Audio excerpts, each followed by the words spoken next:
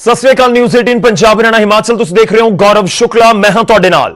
इस खास प्रोग्राम दे विच, इस खास पेशकश दे विच एक खास मेहमान साडे नाल जुड़नगे जिन्हां तो बहुत सारे सवालों के असीं जवाब लैण दी कोशिश करांगे। जी हां, दिल्ली दे उप मुख मंत्री मनीष सिसोदिया जी दिल्ली तो लैके पंजाब तक किहड़े अहम मुद्दे ने, चाहे वह किसानी दा होवे या फिर इस समय दिल्ली ते केंद्र सरकार दे विचाले जिस अहम पॉइंट नूं लैके या बिल नूं लैके रेड़ के उस दे उत्ते भी गलबात होएगी। ते नाल नाल गल असीं पंजाब दी सियासत, क्योंकि 2022 दे विच पंजाब दे विच विधान सभा चोणां होण जा रहीआं ने, उस नूं लैके आम आदमी पार्टी दा रोड मैप की है, उस दे उत्ते भी गलबात इस खास पेशकश दे दौरान करांगे। तो मनीष सिसोदिया साडे नाल कुछ ही पलां दे विच जुड़नगे, उन्हां दे नाल गलबात होवेगी खास तौर ते एनसीटी बिल नूं लैके। एनसीटी बिल दे नाल नाल असीं जिक्र पंजाब दी सियासत दा भी करांगे ते जो दिल्ली मॉडल दा आम आदमी पार्टी लगातार जिक्र करदी है पंजाब दे विच, पंजाब आम आदमी पार्टी दी लीडरशिप होवे या दिल्ली दी लीडरशिप होवे। अरविंद केजरीवाल पहुंचे सन कुछ दिन पहला पंजाब, तो उन्हां दे वल्लों भी दिल्ली मॉडल दा जिक्र किया गया। एक दिल्ली मॉडल पंजाब दे लई किस तरीके नाल पंजाब च किवें बन सकदा है या लागू किया जा सकदा है, आम आदमी पार्टी दी की इस दे पिछे स्ट्रैटेजी है कि रोड मैप है, उस दे उत्ते गल होएगी। पर खास तौर पर असीं एनसीटी नूं लैके भी गलबात करांगे, क्योंकि एनसीटी बिल पहला लोक सभा च पास होया, उस तो बाद राज्य सभा च पास कर दिता गया, हुण राष्ट्रपति कोल गया। ते इस विचाले आम आदमी पार्टी केंद्र दी सरकार दे उत्ते हमलावर है ते इल्जाम लगाए जा रहे हैं कि यह गैर लोकतांत्रिक है। यह संविधान दे उत्ते जो एक संघवाद दा एक फेडरल सिस्टम है साडे कॉन्स्टिट्यूशन दा, उस दे उत्ते सट है। ये सारे इल्जाम ने, हालांकि बीजेपी अपने तर्क दे रही है, अज उन्हां दे उत्ते भी जवाब लैण दी कोशिश करांगे कि किस तरीके नाल सिसोदिया जी समझते हैं कि डायरैक्टली इफेक्ट कर सकता है बिल दिल्ली सरकार दी पावर्स नूं, क्योंकि जिहड़ी केंद्र सरकार है या बीजेपी है, उन्हां दा तर्क यही है कि डिफाइन करेगा, स्पष्ट करेगा कि एलजी दी पावर्स किहड़ियां ने, या फिर दूजे पासे जिहड़े दिल्ली सरकार दी पावर्स किहड़ियां ने, ये जिक्र किया जा रहा है। तो साडे नाल जुड़ चुके हैं मनीष सिसोदिया जी। सब 18 पंजाब हरियाणा हिमाचल ते तुहाडा। थैंक यू जी, सत श्री अकाल सबको, नमस्कार सर। मैं शुरुआत करने जा रहे हैं देखिए, हम बहुत सारे इश्यूज पर, जैसे मैंने शुरुआत में बात किया कि बहुत सारे इश्यूज हैं, चाहे वो दिल्ली और सरकार के बीच का इशू हो या पंजाब की सियासत का। उम्मीद करूंगा कि हर एक मुद्दे पर हम बात करें, लेकिन शुरुआत दिल्ली से ही। पिछले कुछ दिनों में एनसीटी को लेकर बहुत विवाद है, एनसीटी बिल को लेकर। मैं शुरुआत इसी से करता हूं कि ये केंद्र और दिल्ली सरकार के बीच बनती नहीं कभी, क्यों? इतराज क्यों है आपको कि केंद्र सरकार अगर कोई बिल लेकर आई है, उनके क्या तर्क है, मैं उसके ऊपर जाऊंगा, लेकिन दिल्ली सरकार को आपको इसके ऊपर आपत्ति क्यों है? इस पे आपत्ति इसलिए क्योंकि मोदी जी की गवर्नमेंट, मोदी जी जो बिल लेकर आए हैं पार्लियामेंट में, वो उन्होंने वहां से पास कराया है, वो बिल संविधान के खिलाफ है और दिल्ली के चुने हुए मुख्यमंत्री की पावर कम करने का बिल है। दिल्ली के चुने हुए मुख्यमंत्री की जगह एलजी को सरकार कहने का बिल है। ये इसलिए संविधान के खिलाफ है। और ये कर क्यों रहे हैं? सबसे बड़ा ऑब्जेक्शन इस बात पे कि ऐसा कर क्यों रहे हैं? कर इसलिए रहे हैं कि आज पूरे देश में मोदी जी को केवल और केवल एकमात्र ऐसे नेता हैं जो चुनौती दे सकते हैं, वो है अरविंद केजरीवाल। उन्होंने जब मोदी जी ने पंजाब के किसानों के हित में कुछ फैसले लिए, दिल्ली में उनको जेल नहीं बनाने दिया, दिल्ली में उनके लाने ले जाने के लिए बसें पुलिस को देने से मना कर दिया, ये सारे फैसले लिए और किसानों का साथ दिया, तो खुद मीनाक्षी लेखी जी ने, जो भारतीय जनता पार्टी की सांसद हैं, उन्होंने माना इस बात को संसद में कि केजरीवाल जी किसानों का साथ दे रहे हैं, केजरीवाल जी किसानों के पक्ष में बोल रहे हैं, इसलिए जी उनको तो ये क्या बात हुई? अगर केजरीवाल जी अगर पंजाब के किसानों का, देश के किसानों का साथ दे रहे हैं, तो उससे इसलिए उनको मुख्यमंत्री को सरकार मानने से मना कर दिया जाए? ऐसा संवैधानिक हमारे संविधान में ऐसी व्यवस्था नहीं है। संविधान के खिलाफ जाके बिल लाए हैं। मोदी जी घबरा गए हैं कि केजरीवाल जी किसानों के लिए, गरीबों के लिए फैसले ले रहे हैं, उनकी लोकप्रियता बढ़ रही है, इसलिए लेकर आए हैं, इसलिए हम इसके खिलाफ हैं। जी सर, मैं किसानों वाले पॉइंट के ऊपर ही आऊं। आपको लगता है कि आपने किसानों के पक्ष में बोल दिया, इस वजह से ये बीजेपी कर रही है? क्या वाकई आपको ऐसे लगता है? मैं ये भी समझना चाहता हूं कि इफेक्ट क्या होगा इसका दिल्ली सरकार के ऊपर। आपने एक लाइन का, क्योंकि इसके बारे में सभी पढ़ रहे थे, मैं भी पढ़ रहा था कि राज्य या सरकार जो है एलजी को कहा जाएगा।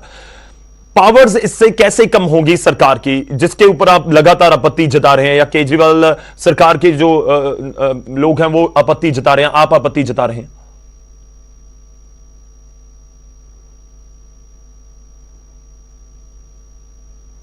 देखिए, मुख्यमंत्री जी चुने हुए मुख्यमंत्री हैं जनता के, दिल्ली की जनता ने उनको चुना है जी। वो जब फैसला लेते हैं तो जनता के हित में लेते हैं। मोदी जी चाहते हैं कि अरविंद केजरीवाल जी जनता के हित में फैसले ना ले पाए, और इसीलिए मैंने आपको उदाहरण बोलते हुए पार्टी की सांसद है मीनाक्षी लेखी जी, उन्होंने खुद कहा कि जिस तरह से केजरीवाल जी ने किसानों के पक्ष में फैसले लिए, इसलिए अब ये जरूरी हो गया है कि उनकी पावर को स्पष्ट किया जाए, कम किया जाए। उनका रेफरेंस इस बात से था जी। ये बात, इस बात को अब आप पूछ रहे हैं कि इस पे फर्क क्या पड़ेगा जी। ये बिल कहता है, नया कानून कहता है कि अब दिल्ली में चुना हुआ मुख्यमंत्री सरकार नहीं होंगे, एलजी सरकार होंगे। इसका मतलब यह है कि मान लो जैसे पुलिस ने यह कहा था साहब हम किसानों को जेल में डालेंगे, सारे स्टेडियम दे दो हमें, तो ये मुख्यमंत्री जी ने अपने लेवल पे फैसला लिया क्योंकि मुख्यमंत्री जी सरकार हैं। लेकिन अब एलजी सरकार होंगे तो वो फैसला मुख्यमंत्री नहीं ले पाएंगे, वो फाइल सारी एलजी को जाएंगी, एलजी फैसला लेगा। तो इतना ही अंतर हो जाता है कि एक चुना हुआ मुख्यमंत्री हमेशा चुने हुई जो जनता उसको चुनती है उसके बारे में सोचता है, लेकिन और अरविंद केजरीवाल जी वो सोच रहे हैं, लेकिन वो चाहते हैं कि एक अपॉइंटेड लेफ्टिनेंट गवर्नर इस बारे में फैसला ले। इसीलिए रेफरेंस देके मैंने कहा कि किसान, अगर ये बिल किसान आंदोलन से पहले आ गया होता तो केजरीवाल जी के पास ये पावर नहीं होती कि वो अपने स्टेडियम को जेल बनाने से रोक लेते, या केजरीवाल जी के पास ये पावर नहीं होती कि वो जब दिल्ली पुलिस मनमर्जी से किसानों को भर के इधर उधर ले जाने के लिए बसें ले रही थी, बसें देने से मना कर दिया। हमने गुरु तेग बहादुर जो हमारा मेमोरियल है, जीटीबी मेमोरियल बॉर्डर पर, वो किसानों के लिए खोल दिया। हमने पानी के टैंकर वहां पे भेज दिए। दिल्ली सरकार के चुने हुए मुख्यमंत्री के पास ये पावर नहीं रहेगी। इस बिल के आने के बाद लेफ्टिनेंट गवर्नर को ही डिसीजन लेने होंगे, और जाहिर सी बात है लेफ्टिनेंट गवर्नर डिसीजन लेंगे तो वो तो किसानों के खिलाफ डिसीजन लेंगे जी। नहीं सर, देखिए बीजेपी आरोप ये भी लगाती है कि आपने किसानों का जिक्र कर दिया, लेकिन किसानों का आंदोलन तो 4 महीने पुराना है जो दिल्ली के बॉर्डर्स के ऊपर जारी है। उनका तर्क यह भी है कि यह विवाद तो जो केंद्र और या एलजी और दिल्ली सरकार के बीच है तो बहुत पुराना है। 2018 में देखिए सुप्रीम कोर्ट को उसके ऊपर अपनी टिप्पणियां करनी पड़ी।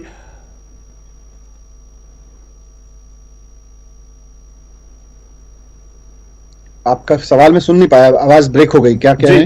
देखिए बीजेपी आरोप यह लगाती है कि किसान आंदोलन का ये जानबूझकर जिक्र कर रहे हैं कि किसान आंदोलन तो 4 महीने पुराना है, लेकिन ये विवाद जो है केंद्र या फिर एलजी और दिल्ली सरकार के बीच ये तो पुराना है। ये तो 2018-19 में भी इस तरह की स्थिति बन गई थी। 2018 में सुप्रीम कोर्ट तक मामला पहुंच गया था। देखिए 2016 से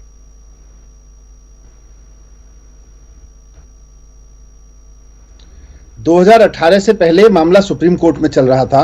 2018 में सुप्रीम कोर्ट ने अपने संविधान की व्याख्या करते हुए, सुप्रीम कोर्ट की संवैधानिक पीठ ने, कॉन्स्टिट्यूशन बेंच ने यह स्पष्ट कर दिया था कि दिल्ली में चुनी हुई सरकार ही सरकार होगी। जी। जितने सब्जेक्ट इसमें दिए गए हैं, जैसे डीटीसी का मसला है, स्टेडियम का मसला है, ये सब शिक्षा का, स्वास्थ्य का, सीसीटीवी लगाने का, ये सारे मसलों पर चुनी हुई सरकार फैसले लेगी। चुनी हुई सरकार को ही संविधान ने ये मैंडेट दिया है कि वो फैसले लेगी। 2018 से लेकर 2020 तक कोई झगड़ा नहीं था। इसी दौरान किसान आंदोलन हुआ। किसान आंदोलन के बारे में केजरीवाल जी ने कुछ कड़े फैसले लिए जो मोदी सरकार को अच्छे नहीं लगे। इसका जिक्र खुद भारतीय जनता पार्टी के सांसदों ने इस बिल के समर्थन में बात रखते हुए कहा। तो ऐसे हम सिर्फ किसान आंदोलन का जिक्र नहीं कर रहे, इन घटनाओं का जिक्र नहीं कर रहे, लेकिन ओवरऑल जो दिल्ली में स्कूल अच्छे होते चले जा रहे हैं, जो दिल्ली में अस्पताल अच्छे होते चले जा रहे हैं, आज मोदी मॉडल कहीं नहीं है, आज बीजेपी मॉडल कहीं नहीं है। पूरे देश में इस बात की चर्चा हो रही है, यार एक मुख्यमंत्री काम कर रहे हैं अरविंद केजरीवाल जी, जिनका केजरीवाल मॉडल आज गुजरात के वोटर को प्रभावित कर रहा है। वो सूरत में वोट देता है केजरीवाल जी के नाम पे, हिमाचल के वोटर को प्रभावित कर रहा है, वहां पे म्युनिसिपल इलेक्शन होता है तो आम आदमी पार्टी के कैंडिडेट जीत जाते हैं। तो जबकि केजरीवाल जी वहां कभी गए भी नहीं, लेकिन केजरीवाल जी के मॉडल की चर्चा वहां पहुंच रही है। इस चर्चा से ये घबरा गए, असुरक्षित महसूस करने लगे, इनको डर लगने लगा है मोदी जी को कि कहीं अरविंद केजरीवाल मेरे जगह जनता के दिल में ऐसी जगह ना बना लें कि लोग मोदी के विकल्प के रूप में अरविंद केजरीवाल जी को देखने लगे। जी चलिए सर, मैं उस तरफ जाऊंगा, दिल्ली मॉडल वाली तरफ, क्योंकि पंजाब में इलेक्शंस हैं और आप भी फोकस कर रहे हैं। आम आदमी पार्टी वहां पर खूब प्रचार में भी लगी हुई है। लेकिन उससे पहले मैं एक और चीज जाननी चाहता हूं, क्योंकि जो एनसीटी बिल का जिक्र हो रहा है उसमें जिक्र है कि राय लेनी होगी एलजी से। आपको लगता है कि राय ही पूरे मामले में या पूरे जो अधिकार हैं आपके, वो ये राय ही अधिकार छीन लेगी? इसमें दो सबसे खतरनाक बातें हैं जी। पहली बात तो यह है कि यह बिल कहता है कि इस बिल के लागू होने के बाद से दिल्ली में चुनी हुई सरकार की जगह लेफ्टिनेंट गवर्नर सरकार होंगे, पहली बात। जी। दूसरा, चुने हुए मुख्यमंत्री को, चुने हुए मंत्रियों को कोई भी फैसला लेने से पहले फाइल एलजी के पास भेजनी पड़ेगी। अब जो मैंने आपको एग्जांपल दिए कि अगर दिल्ली पुलिस को यह परमिशन देनी थी कि भाई स्टेडियम को जेल बनाया जाए कि नहीं बनाया जाए, अभी के मौजूदा व्यवस्था में यह फैसला होम मिनिस्टर और मुख्यमंत्री जी ने ले लिया, तो मुख्यमंत्री जी ने उसको मना कर दिया। ठीक है। दिल्ली के मुख्यमंत्री जी ने। जी। नई व्यवस्था में ये फाइल अब एलजी के पास जाएगी। अब एलजी साहब तो मोदी जी के इशारे पे काम करेंगे। मोदी जी के इशारे पे कानून बनाए गए थे, तो उन कानूनों का विरोध करने वाले किसानों को कैसे वो मना कर देते? तो एलजी साहब तो किसानों के पक्ष में बोलेंगे नहीं। तो ये बड़े तौर पे दोनों, इसीलिए बहुत एकदम प्रॉम्प्ट एग्जांपल देके मैंने आपको ये स्पष्ट किया कि इसके बाद हमें हर फाइल वहां पे भेजनी पड़ेगी और एलजी साहब उस पर हाँ ना नहीं अपनी मर्जी लिखेंगे, अपनी मर्जी से उसमें डिले करेंगे। ये इससे जनता का, दिल्ली की जनता का बहुत नुकसान होगा। दिल्ली की जो चुनी हुई सरकार है उसको फैसले लेने में देर होगी, हमें लड़ाई ज्यादा लड़नी पड़ेगी उसके लिए, फैसलों को ठीक कराने के लिए। यह नुकसान होने वाला है। जी सर, सुप्रीम कोर्ट ने 2018 में अपने एक जजमेंट में, अपनी एक टिप्पणी में दोनों को डिफाइन किया, पावर्स को, और बीजेपी कहती है कि यह बिल सुप्रीम कोर्ट के उस ऑर्डर के अनुरूप ही है, उसकी भावना के अनुरूप है। और आप कह रहे हैं कि 2018 का जो सुप्रीम कोर्ट का ऑर्डर था या इसको पूरा अनकॉन्स्टिट्यूशनल बताया जा रहा है। बीजेपी कह रही है कि ये सुप्रीम कोर्ट के ऑर्डर्स की भावना के अनुरूप हम ये बिल लेकर आए हैं जो पास किया गया। देखिए, बीजेपी वाले तो जुमला देने में माहिर हैं, उनको संविधान की अच्छे से समझ है। ऐसा नहीं है कि वो संविधान नहीं जानते हैं। सुप्रीम कोर्ट का ऑर्डर भी उनको समझ में आ रहा है, क्योंकि सुप्रीम कोर्ट के ऑर्डर के बाद संविधान में जो लिखा हुआ है वो और स्पष्ट कर दिया गया, और उसमें लिख दिया गया सुप्रीम कोर्ट के ऑर्डर में, संवैधानिक पीठ के ऑर्डर में, कि police, land order, land and public order, law and order, इन तीन चीजों को छोड़कर, police, land and public order को छोड़कर बाकी सब चीजों पर दिल्ली की सरकार फैसला लेगी, दिल्ली की चुनी हुई सरकार फैसला लेगी। अब ये इस स्टेटस को खत्म कर रहे हैं, कॉन्स्टिट्यूशन में होने के बावजूद खत्म कर रहे हैं। कॉन्स्टिट्यूशन में चुनी हुई सरकार को अधिकार दिया गया है, ये करें चुनी हुई सरकार को नहीं, एलजी को फैसला लेना है। तो ये कहां से उसके सुप्रीम कोर्ट के फैसले के पक्ष में कैसे हो गया, सुप्रीम कोर्ट के फैसले का अनुरूप कैसे हो गया? ये तो उसके खिलाफ है। सर, मैं एक और चीज जानना चाहता हूं, क्योंकि आपके मैनिफेस्टो में जिक्र रहा है पूर्ण राज्य की मांग, लेकिन इस बीच ये बिल किस तरह से आप देखते हैं? क्योंकि बीजेपी के कुछ लीडर से मेरी बात हो रही थी, तो हमने उनको सवाल किया कि आम आदमी पार्टी तो पूर्ण राज्य की मांग करती है, आप ये बिल लेकर आ गए। तो वो कह रहे हैं कि अगर आम आदमी पार्टी को लगता है कि पूर्ण राज्य इतना बड़ा मुद्दा है और ये बिल उसके खिलाफ है, तो आम आदमी पार्टी रिजाइन कर दे, सरकार रिजाइन कर दे और इस मुद्दे को लेकर इलेक्शन में चली जाए। ये पूर्ण राज्य तो इन्होंने भी मुद्दा उठाया था ना जी। पूर्ण राज्य का मुद्दा तो भारतीय जनता पार्टी अपने मैनिफेस्टो में लिखती रही है। पूर्ण राज्य का मुद्दा भारतीय जनता पार्टी के नेता लगातार उठाते रहे हैं। लेकिन अब जब केजरीवाल जी की लोकप्रियता बढ़ती जा रही है, उनको दिख रहा है कि पंजाब में आम आदमी पार्टी की सर्वेज तक में सीटें इतनी आ गई हैं कि सरकार बन रही है, उत्तराखंड में बहुत बहुमत मिलता हुआ दिख रहा है, गुजरात जैसे राज्य में जहां, जिसको ये मोदी जी गुजरात अपना मॉडल बताते थे, ये अमित शाह जी अपना मॉडल बताते थे कि हमारा गुजरात मॉडल है, उस मॉडल में जब केजरीवाल जी का मॉडल ऑफ गवर्नेंस पहुंचा, उसकी खबर पहुंची, तो सूरत के लोगों ने अरविंद केजरीवाल जी को धड़ाधड़ वोट कर दिया। छोटे छोटे गांवों में अरविंद केजरीवाल जी के नाम पे वोट हुआ। उससे ये अब असुरक्षित महसूस कर रहे हैं, उससे ये घबरा गए हैं, उससे इनकी नींद उड़ गई है और ये चाहते हैं कि किसी भी तरीके से केजरीवाल जी को काम करने से रोका जाए। इनका मंशा केवल ये है। जी सर, आपके पास ऑप्शन क्या बाकी है अभी इस बिल को लेकर? मैं इस बिल को लेकर मैं आखिरी सवाल, इसके बाद मैं सियासत की तरफ जाऊंगा। आप आगे क्या सोच रही है केजरीवाल सरकार? आप लोग क्या सोच रहे हैं इस बिल के खिलाफ? क्या सुप्रीम कोर्ट जाइएगा, क्या कीजिएगा? इसमें जो भी लीगल ऑप्शंस हैं, हम लीगल एक्सपर्ट से बात कर रहे हैं कि किस संविधान के को लेके, सुप्रीम कोर्ट के ऑर्डर को लेके, और इनके जो अभी, क्योंकि अभी इसका नोटिफिकेशन होना है, नोटिफिकेशन में ये क्या भाषा इस्तेमाल करते हैं, इन सारी चीजों को देखने के बाद लीगल एक्सपर्ट जो कहेंगे हम वो एक्शन उठाएंगे लीगल फ्रंट पे। लेकिन असली फ्रंट तो जनता है। जनता की चुनी हुई सरकार को मोदी जी अपने डर की वजह से, उनको ये पता है कि केजरीवाल जी ही टक्कर दे सकते हैं, इसलिए जनता की चुनी हुई सरकार को कमजोर कर रहे हैं। और ये बात पूरे देश की जनता देख रही है। लोकतंत्र को कमजोर कर रहे हैं, संविधान के खिलाफ जा रहे हैं, ये बात पूरे देश की जनता देख रही है और इसका जवाब भी जनता ही देगी। जी सर, आपने सर्वे का जिक्र किया था कि सर्वे में सीटें आ रही हैं पंजाब में आम आदमी पार्टी को। देखिए, विपक्ष जो पंजाब में आपका है वो बहुत सवाल उठाता है, अकाली दल ने तो बोला कि हम इसको चैलेंज करेंगे, लीगली चैलेंज करने जा रहे हैं, इनफैक्ट शायद उन्होंने कर भी दिया है। यहां तक कि मुख्यमंत्री कैप्टन अमरिंदर सिंह ने बोल दिया कि ये मैं नहीं मानता या इस तरह के कोई मतलब ही नहीं है। उन्होंने एक शब्द का भी इस्तेमाल कर दिया, डीसी पता नहीं कौन से वोटर से करवा लेते हैं, ये अपनी हवा बनाने में लगे रहते हैं, ऐसे शब्दों का इस्तेमाल किया मुख्यमंत्री कैप्टन अमरिंदर सिंह ने। इनफैक्ट वो न्यूज 18 से उस समय बात कर रहे थे। ये सर्वे जिसका आप आधार बना रहे हैं उसी के ऊपर सवाल उठा रहे हैं आपके विरोधी।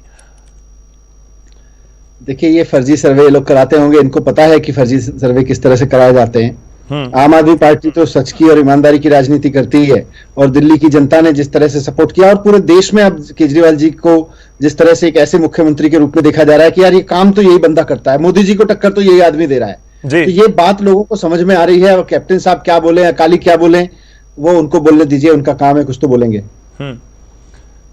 सर, एक आपने जिक्र किया था कि मोदी को अगर कोई टक्कर दे सकता है वो केजरीवाल है, तो क्या समझा जाए कि दिल्ली की कमान जल्द आपके हाथ में होगी और केजरीवाल जी अब सीधा केंद्र की सत्ता की तरफ कदम बढ़ाएंगे 2024 के लिए, खास तौर पर केंद्र की तरफ बढ़ाएं या राज्यों में चुनाव की तरफ बढ़ाएं? आज अरविंद केजरीवाल जी दिल्ली के मुख्यमंत्री हैं, और एक ऐसे मुख्यमंत्री हैं जिनके काम को देखकर लोग कह रहे हैं कि यार मुख्यमंत्री हो तो ऐसा हो। मैं कल सिक्किम में गया था, परसों सिक्किम में था, वहां भी टैक्सी ड्राइवर से लेके होटल के सर्वर तक मुझे कह रहे थे, सर केजरीवाल जी जैसा मुख्यमंत्री हमें भी चाहिए। तो हमारा मकसद ये है कि केजरीवाल जी जैसे मुख्यमंत्री का मतलब क्या है? ऐसा मुख्यमंत्री जो बिजली सस्ती करके दिखाए, ऐसा मुख्यमंत्री जो पानी ठीक करके दिखाए, सरकारी अस्पतालों को ठीक करके दिखाए, सरकारी स्कूलों को ठीक करके दिखाए, सरकारी सेवाएं हमारे घर तक आए, ना कि हम सरकारी सेवाएं के लिए रिश्वत लेके घूमते रहें, टक्कर खाते फिरें। तो ये ऐसे मुख्यमंत्री के रूप में केजरीवाल जी की पहचान बन रही है, और इसीलिए आज जो केजरीवाल जी का मॉडल है वो हर जगह एक्सेप्ट होता चला जा रहा है। छोटे छोटे गांवों तक में लोग कह रहे हैं कि हमें भी फ्री बिजली चाहिए। अगर हिमाचल जैसा राज्य जहां बिजली बनती है वहां पे फ्री नहीं हो रहा, पंजाब जैसा राज्य जहां पे बिजली बनती है वहां पे बिजली फ्री नहीं हो रही, केजरीवाल जी ने 5 साल के अंदर अंदर 2/3 दिल्ली को फ्री, 2/3 आबादी को फ्री बिजली उपलब्ध करा दी। तो ये मिरेकल नहीं है, ये गुड गवर्नेंस है, ये ऑनेस्ट पॉलिटिक्स है। इसको लोग आज उम्मीद के रूप में देख रहे हैं, और इसका विस्तार होगा। जी,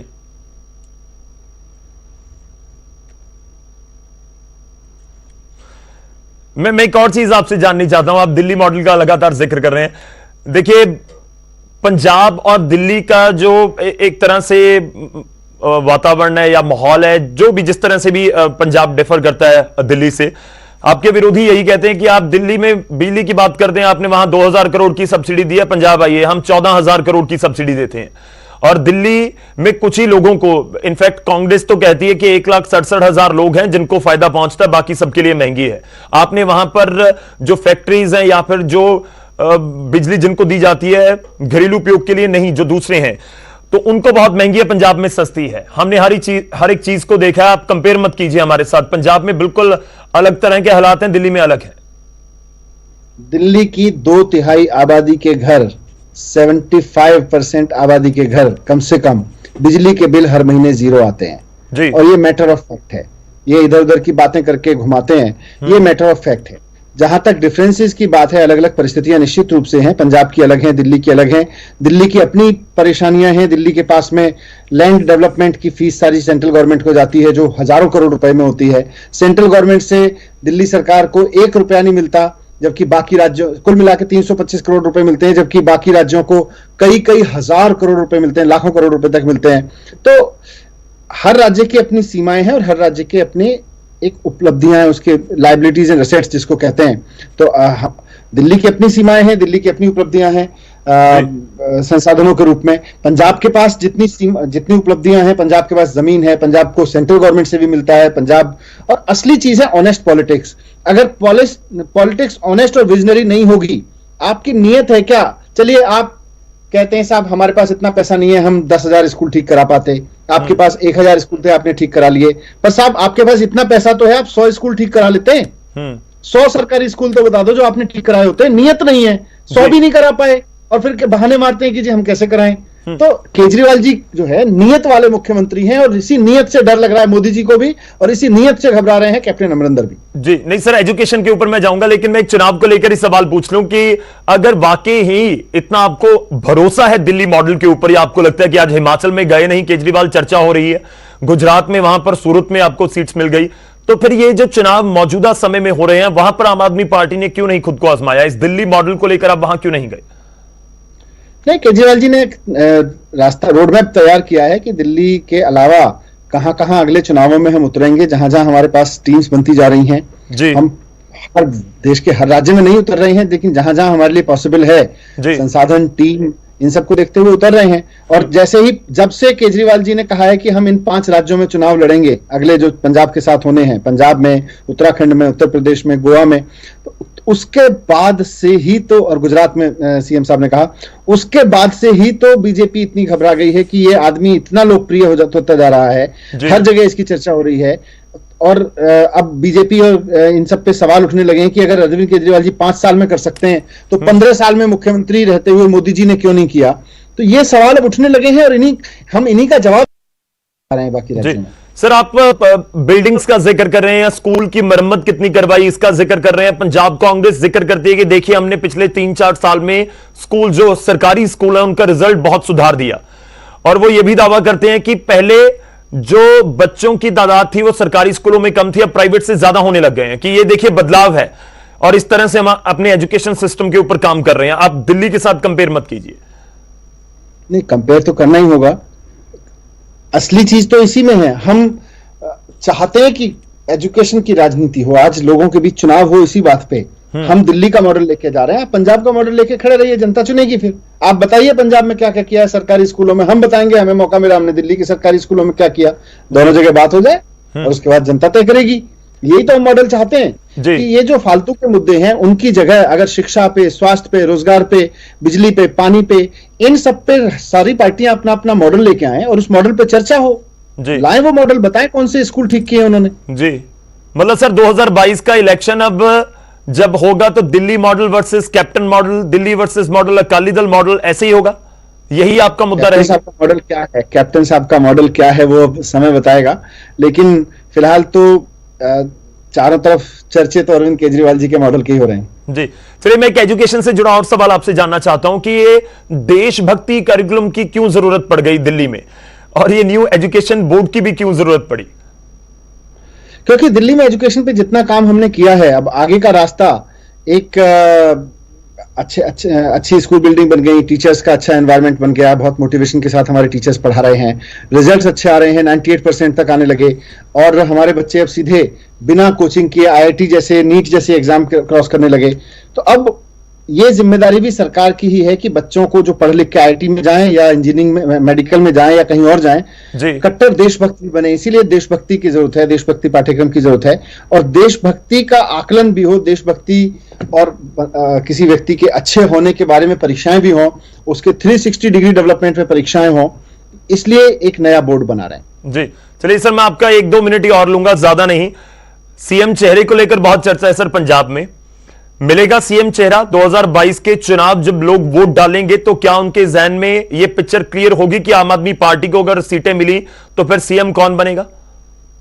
बिल्कुल होंगी, और ऐसा व्यक्ति सीएम के रूप में पंजाब की जनता के बीच में सीएम कैंडिडेट के रूप में रहेगा, जिस पर पंजाब की जनता भी फख्र करेगी और भरोसा करके चलेगी। जी, वो मौजूदा पार्टी में है, अभी मौजूद है, या बाहर से भी आ सकता है कोई?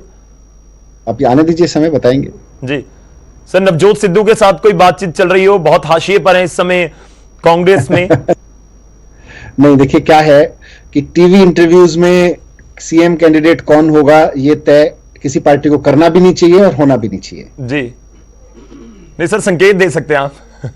अनाउंस मत कीजिए, संकेत दे सकते हैं। अनाउंस करेंगे जब होगा, चिंता मत करिए। मैं नवजोत सिंह सिद्धू को लेकर जानना चाह रहा हूं कि किसी तरह की कोई मीटिंग पिछले 6-8 महीने में आम आदमी पार्टी के साथ, आपके साथ, केजरीवाल साहब के साथ अभी क्या है, आप अगली खबर ढूंढ रहे हैं। जी, मैं हाँ कहूंगा उसमें भी आपके लिए खबर है, मैं ना कहूंगा उसमें भी आपके लिए खबर है, इसलिए मैं बेहतर आपके लिए कहूंगा इंतजार करिए। आप हंस दिए, उसमें भी खबर है सर। ठीक है, थैंक यू।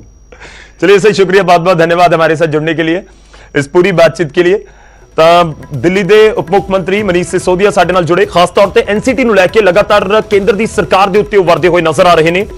ਤੇ ਦੂਜੇ ਪਾਸੇ ਪੰਜਾਬ ਦੇ ਲਈ ਰੋਡ ਮੈਪ ਕੀ ਹੋਵੇਗਾ ਉਹ ਵੀ ਦੱਸ ਰਹੇ ਨੇ ਤੇ ਇਹ ਸਾਫ਼ ਕਰ ਰਹੇ ਨੇ ਕਿ ਆਉਣ ਵਾਲੇ ਦਿਨਾਂ ਦੇ ਵਿੱਚ ਪੂਰੇ ਉਹਨਾਂ ਦੀ ਇੰਟਰਵਿਊ ਨੂੰ ਅਸੀਂ ਧਿਆਨ ਨਾਲ ਦੇਖੀਏ ਤਾਂ ਹਰ ਪਾਸੇ ਉਹ ਜ਼ਿਕਰ ਦਿੱਲੀ ਮਾਡਲ ਦਾ ਕਰਦੇ ਨਜ਼ਰ ਆਏ ਨੇ। ਤਾਂ ਪੰਜਾਬ ਦੇ ਵਿੱਚ ਆਉਣ ਵਾਲੇ ਦਿਨਾਂ 'ਚ ਚਾਹੇ ਕੇਜਰੀਵਾਲ ਪਹੁੰਚਣ, ਚਾਹੇ ਮਨੀਸ਼ ਸਿਸੋਦੀਆ ਚੋਣ ਪ੍ਰਚਾਰ ਦੇ ਲਈ ਆਉਣ ਜਾਂ ਆਮ ਆਦਮੀ ਪਾਰਟੀ ਦੇ ਆਗੂ ਸਾਨੂੰ ਪ੍ਰਚਾਰ ਕਰਦੇ ਨਜ਼ਰ ਆਉਣ, ਤਾਂ ਮਨੀਸ਼ ਸਿਸੋਦੀਆ ਦੇ ਨਾਲ ਗੱਲਬਾਤ ਤੋਂ ਬਾਅਦ ਇੱਕ ਚੀਜ਼ ਕਲੀਅਰ ਹੁੰਦੀ ਨਜ਼ਰ ਆ ਰਹੀ ਹੈ ਕਿ ਦਿੱਲੀ ਮਾਡਲ ਦਾ ਜ਼ਿਕਰ ਜ਼ਰੂਰ ਹੋਏਗਾ।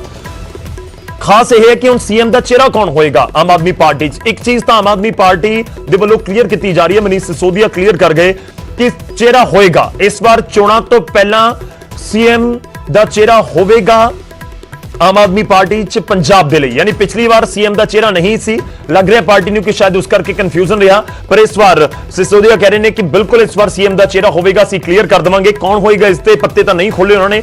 ਸਿੱਧੂ ਨੂੰ ਲੈ ਕੇ ਇੱਕ ਵਾਰ ਫਿਰ ਤੋਂ ਚੁੱਪ ਨੇ, ਸਿੱਧੂ ਨੂੰ ਲੈ ਕੇ ਨਹਾ ਨਾ ਬਸ ਮੁਸਕਰਾ ਰਹੇ ਨੇ। ਯਾਨੀ ਕਿ ਉਮੀਦ ਅਜੇ ਵੀ ਕਿਤੇ ਨਾ ਕਿਤੇ ਆਮ ਆਦਮੀ ਪਾਰਟੀ ਨੂੰ ਹੈਗੀ ਹੈ ਕਿ ਸਿੱਧੂ ਦੀ ਐਂਟਰੀ ਆਮ ਆਦਮੀ ਪਾਰਟੀ 'ਚ ਹੋ ਸਕਦੀ ਹੈ। ਹੁਣ ਸਵਾਲ ਇਹੀ ਹੈ ਕਿ ਜੇਕਰ ਆਮ ਆਦਮੀ ਪਾਰਟੀ ਸੀਐਮ ਦਾ ਚਿਹਰਾ ਐਲਾਨਦੀ ਹੈ ਤਾਂ ਫਿਰ ਕੌਣ ਹੋਏਗਾ ਉਹ? ਕਿ ਭਗਵੰਤ ਮਾਨ ਹੋ ਸਕਦੇ ਨੇ, ਮੌਜੂਦਾ ਜਿਹੜੀ ਲੀਡਰਸ਼ਿਪ ਹਾਊਸ ਦੇ ਵਿੱਚੋਂ ਕੋਈ ਸ਼ਖਸ ਹੋ ਸਕਦਾ ਹੈ, ਜਾਂ ਬਾਹਰੋਂ ਵੀ ਕੋਈ ਸ਼ਖਸ ਆ ਸਕਦਾ ਹੈ, ਕਿਉਂਕਿ ਸਿੱਧੇ ਤੌਰ ਤੇ ਨਵਜੋਤ ਸਿੰਘ ਸਿੱਧੂ ਦਾ ਹੀ ਜ਼ਿਕਰ ਹੋ ਰਿਹਾ ਹੈ। ਫਿਲਹਾਲ ਇਸ ਖਾਸ ਪੇਸ਼ਕਸ਼ 'ਚ ਨਹੀਂ, ਇਜਾਜ਼ਤ ਦਿਓ, ਧੰਨਵਾਦ।